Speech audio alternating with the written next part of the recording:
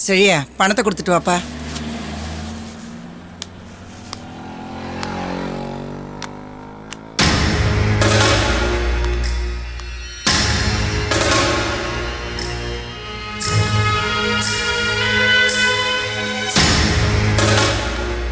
சரியா, என்ன இது பேசணும்னு வந்துட்டு பேசாம வர?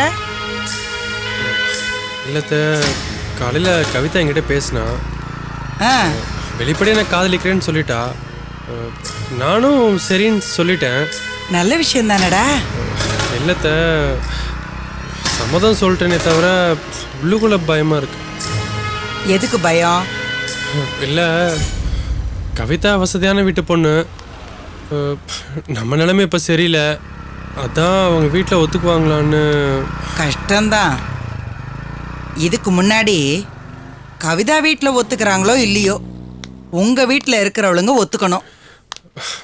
என்னத்த சொல்கிறீங்க? ஆமாண்டா, உன் ஆத்தாளும் சரி உங்கள் அக்கா மேகலாவும் சரி எல்லாம் ராங்கி பிடிச்சவளுங்க. அது உங்கள் அக்கா மேகலா இருக்காளே, அவ நல்லா வியாக்கியானமெல்லாம் பேசுவா. அதுவும் இந்த கவிதா பொண்ணு என் பொறுப்பில் இருக்கான்னு தெரிஞ்சா போதும், அவளுக்கு காரணமே வேண்டாம் வியாக்கியானம் பேசுறதுக்கு. அப்படி சொல்ல முடியாத. மேகலாக்கு என்ன சொன்னாலும் அதில் ஒரு அர்த்தம் இருக்கும். ஒருவேளை அவங்க இதுக்கு சம்மதிக்கலைனாலும் நான் பேசி அவங்களை கன்வின்ஸ் பண்ணிடுவேன். யார? மேகலாவியா? அவளை சமாதானப்படுத்துறது லேசுப்பட்ட காரியம் இல்லை. நீ எல்லாத்துக்கும் தயாரா இருக்கணும். தேவைப்பட்டா அவங்கள எதிர்த்து பேசுறதுக்கும் தூக்கி எறியறதுக்கும் தயாரா இருக்கணும். சாச்சா, அது ரொம்ப தப்புத. மேகலாக்கா அந்த அளவுக்கு புரிஞ்சுக்காதவங்களா என்ன? நான் அவங்கள கண்டிப்பா கன்வின்ஸ் பண்ணிடுவேன். எனக்கு அது நம்பிக்கை இருக்கு. அதுவும் தலையெழுத்து, தலைவிதி, வேற என்னத்த சொல்ல. சரி, அது இருக்கட்டும். அந்த கணக்கு புள்ள மக கீதா விஷயம் என்னாச்சு? என்னடா முழிக்கிற? அத்தை, அது வந்து இத பார் சரியா, கவிதா விஷயம் நல்லபடியா நடக்கணும்னா அந்த கீதாவை ஒரேடியா நீ தலைமொழியிடணும். இந்த ரெட்டை குதிரையில சவாரி பண்ற வேலையெல்லாம் வேண்டாம். அவகிட்ட எப்படியாவது கட் அண்ட் ரைட்டா பேசி கட் பண்ற வழியை பாரு.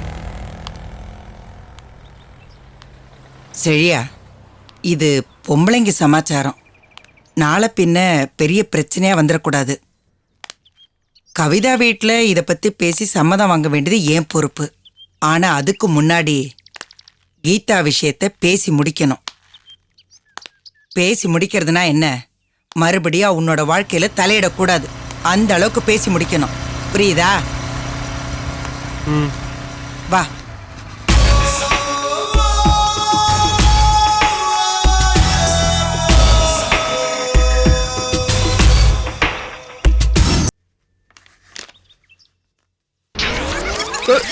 ஏங்க, குழந்தைங்க பார்த்து வாங்க. என்ன பண்றது, சேர் கொண்டு வரும்போது தவறிச்சு. என்ன கணக்கு எழுதிட்டு இருக்கீங்க? வழக்கம் போல வரவு செலவு கணக்கு தான். சரி சரி, எழுதி பாருங்க. அண்ணே,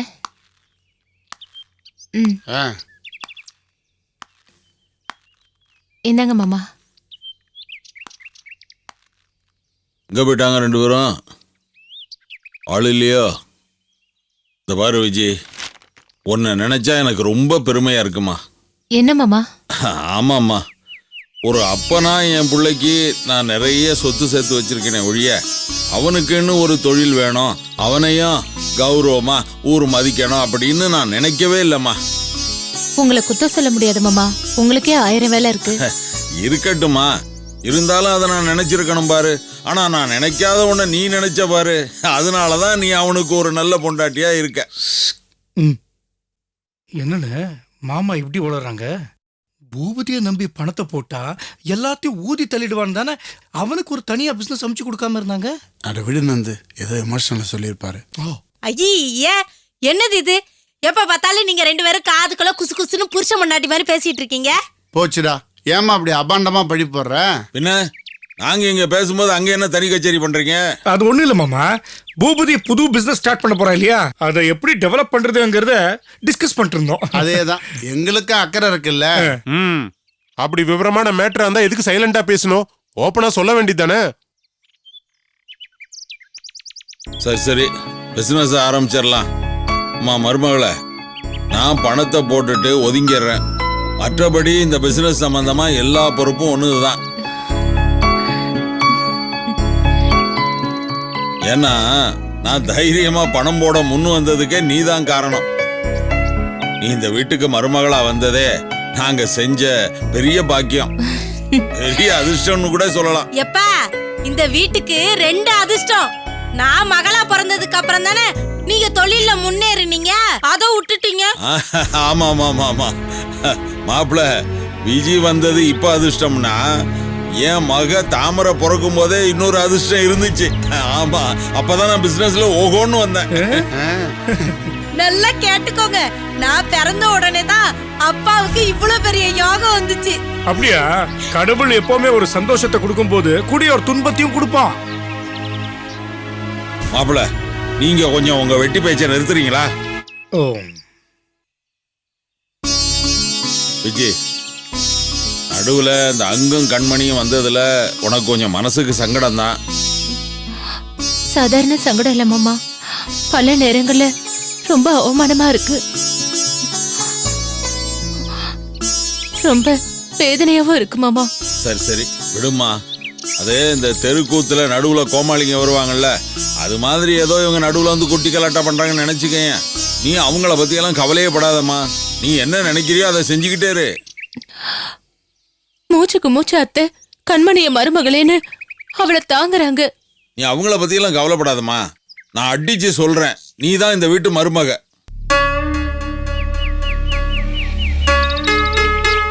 நீ தான் பூபதியோட உண்மையான சம்சாரம். போதுமா? கவலையே படாத. மாமா, எனக்கு முதல்ல என் புருஷன், அதுக்கப்புறம் நீங்களும் அத்தையும் தான் தெய்வம். அத்தை என்ன சொன்னாலும் அடிச்சாலும் கூட அதை நான் சந்தோஷமா ஏத்துப்பேன் மாமா. அடடா அம்மாடி, நீ பேசுறத கேட்கும்போது மனசுக்கு ரொம்ப சந்தோஷமா இருக்குமா. எங்களுக்கு தான் மாமா இப்படி ஒரு மருமக ஆச்சதை நினைச்சு உடம்பெல்லாம் கட கட கடன்னு ஆடுது. வளவளன்னு பேசாம இருக்கீங்களா? அப்பா, மொபைல் பிசினஸ் தான் பெஸ்ட்னு நானும் விஜயும் டிசைட் பண்ணிட்டோம். விஜய் சரின்னு சொல்லிட்டேலடா, அப்புறம் என்ன பிரச்சனையே இல்லை. இடம் மட்டும் நல்ல முக்கியமான ஒரு ஏரியாவில் பாருங்க. ஆமா மாமா, ஒரு அட்ராக்டிவான இடத்த பார்த்து ஒரு நடிகை விட்டு ஓபன் பண்ண வச்சிடலாம். நடிகையா? எதுக்கு நடிகையா? ஆமாப்பா, இப்பெல்லாம் அட்ராக்டிவ் தானே முக்கியம். ஆஹா, சரி சரி சரிடா. எதுவா இருந்தாலும் விஜய் சொல்றத கேட்டு நடந்துக்கடா. அப்புறம் ஒரு முக்கியமான விஷயம்டா, நாம இந்த பிசினஸ் சம்பந்தமா பேசிக்கிற எந்த விஷயமும் உங்க அம்மா அங்குவுக்கு தெரியக்கூடாது. தெரிஞ்சதுன்னு வையே, அவ ஏதாவது சிக்கலாக்கிடுவா. கண்மணி, கண்மணி. எப்பா பேசாதீங்க. என்ன இதெல்லாம் போய் நீங்க செஞ்சுட்டு இருக்கீங்க, நான் செய்ய மாட்டேனா? நிறுத்துங்க, வேற டாபிக் ஆரம்பிச்சிருங்க. வராங்க.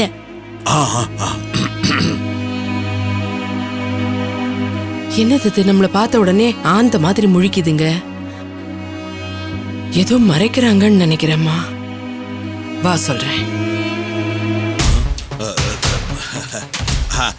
ஆமாண்டா, அது வந்து ஆமாண்டா ஆமாண்டா, அந்த கிரிக்கெட்டு அது அவங்க ஏதோ ஆடுறாங்க. ஆனா அந்த சுத்தி இருக்கிற பொம்பளைங்கெல்லாம் அவங்க பாட்டுக்க டான்ஸ் ஆடிக்கிட்டு இருக்காங்கல்ல, அதை சொல்ல பார்த்து மாமா, நீங்க எப்போ இதெல்லாம் பாத்தீங்க? அவங்க ஆடுறது ஒரு டிவியா? பரவாயில்ல, பல விஷயத்தை தெரிஞ்சு வச்சிருக்கீங்க. கண்மணி, பாத்தியா? நான் வரும்போது என்னென்னமோ பேசிட்டு இருந்தாங்க. நம்மள பார்த்ததும் அப்படியே பேச்ச மாத்த ஆரம்பிச்சிட்டாங்க. இத்தனை வருஷமா அந்த மனுஷனோட குடும்பம் நடத்தினேனே, அந்த மனுஷனை பத்தி எனக்கு தெரியாதா என்ன? ஏதோ சூழ்ச்சி பண்றாங்க கண்மணி. நாம வரும்போது அந்த விஜி போனாலே, அவ மொழிய பாத்தியா? நல்லா திருட்டு மொழி முழிச்சுக்கிட்டு இருந்தா. பாக்குறேன் என்ன சூழ்ச்சி பண்றாங்கன்னு. நான் கண்டுபிடிக்காமையா போயிட போறேன். பாத்துடலாம், அவங்கள நாமளான்னு பாத்துடலாம்.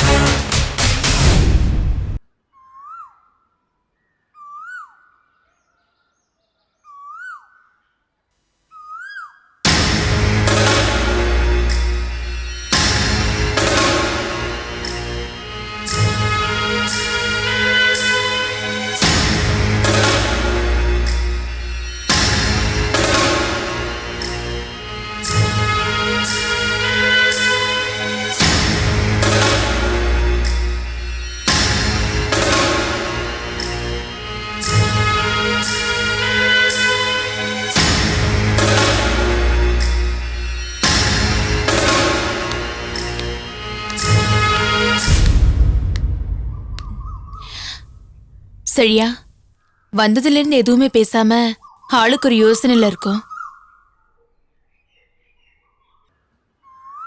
அம்மா நீ என்ன யோசிச்சுட்டு இருந்த? நம்ம ஃபியூச்சர் பத்தி தான். ஆமா, நீங்க என்ன யோசிச்சுட்டு இருந்தீங்க? அது என் ஃப்ரெண்ட் ஒருத்தனோட பிரச்சனையை பற்றி யோசிச்சுட்டு இருக்கேன். என்ன, உங்க ஃப்ரெண்டோட பிரச்சனையா? ஆமாம் கீதா, ஃப்ரெண்டோட பிரச்சனை தான். ரொம்ப பெரிய குடும்பம், வசதியான குடும்பம். இப்போ திடீர்னு நொடிஞ்சு போயிட்டாங்க. அந்த குடும்பத்தை ஃபினான்ஷியலாகவும் சொசைட்டியில் பழைய லெவலுக்கு கொண்டு வர பொறுப்பு என் ஃப்ரெண்டுக்கிட்ட தான் இருக்கு. என் ஃப்ரெண்டு ஒரு பொண்ணை லவ் பண்ணுறான். அந்த பொண்ணு அவனை லவ் பண்ணுது. ஆனால் அந்த பொண்ணு சாதாரண குடும்பம்தான், நல்ல பொண்ணு தான். ஆனால் வசதி கம்மி. இப்போ திடீர்னு அவனுக்கு வீட்டில் சொந்தக்கார பொண்ணை கல்யாணம் பண்ணி வைக்கணும்னு பெரியவங்கெல்லாம் ஆசைப்படுறாங்க. அந்த பொண்ணு வசதியான பொண்ணு. அந்த பொண்ணை கல்யாணம் பண்ணிக்கிட்டா குடும்பத்தை பழைய நிலைமை கொண்டு வந்துடலாம். இப்போ பிரச்சனை என்னன்னா, குடும்பத்துக்காக அந்த பொண்ணை கல்யாணம் பண்ணிக்கிறதா இல்லை லவ்வுக்காக காதலிச்ச பொண்ணை கல்யாணம் பண்ணிக்கிறதாங்கிறதா. குடும்பத்துக்காக தியாகம் பண்ணுறதான் சரின்னு அவன் நினைக்கிறான். அதை பற்றி தான் யோசிச்சுட்டு இருந்தேன். நீ இதை பற்றி என்ன நினைக்கிற கீதா?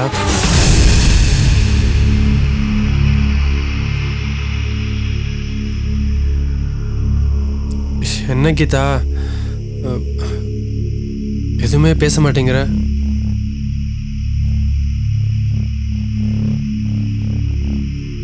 நீங்க விரும்புற அந்த பணக்கார பொண்ணையே கட்டிக்கோங்க.